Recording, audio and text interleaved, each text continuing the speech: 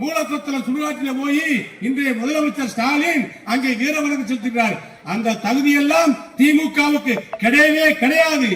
கடைசி வரை இருக்கிற வரை மொழிப்போர் தியாகிகள் எல்லாம் இருந்த கட்சி, இறக்கிற வரை இருந்த கட்சி அண்ணா திமுக. எம்ஜிஆர் உருவாக்கிய அண்ணா திமுக. அண்ணாவின் மறைவுக்கு பின்னாடி அண்ணா உருவாக்கிய திமுக அண்ணா திமுகவாக உருமாறிவிட்டது.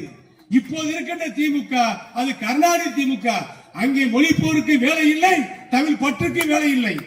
தமிழுக்காக இயக்க நடத்தியவர்கள், தமிழனுக்காக இயக்க நடத்தியவர்கள், தமிழ் மொழிக்காக தியாகம் செய்த கட்சி அண்ணா திமுக தான். தமிழ் மொழிக்காக தமிழ் பல்கலைக்கழகத்தை தஞ்சையிலே உருவாக்கியவர் புரட்சி தலைவர் எம்ஜிஆர்.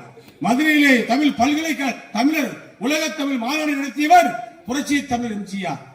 பேரறிஞர் அண்ணா சென்னையிலே உலக தமிழ் மாநாடு நடத்தினார். புரட்சி தலைவர் எம்ஜிஆர் மதுரையிலே உலக தமிழ் மாநாடு நடத்தினார். புரட்சி தலைவர் அம்மா தஞ்சையிலே உலக தமிழ் மாநாடு நடத்தினார். கருணாநிதியோ திமுகவோ உலக தமிழ் மாநாடு நடத்தியதாக வரலாறு உண்டா?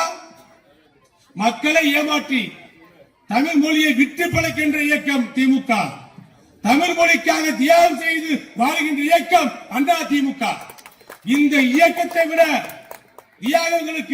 தியாகிகளுக்கு மரியாதை செலுத்துகின்ற கட்சி தமிழகத்தில் வேறு கட்சியே கிடையாது.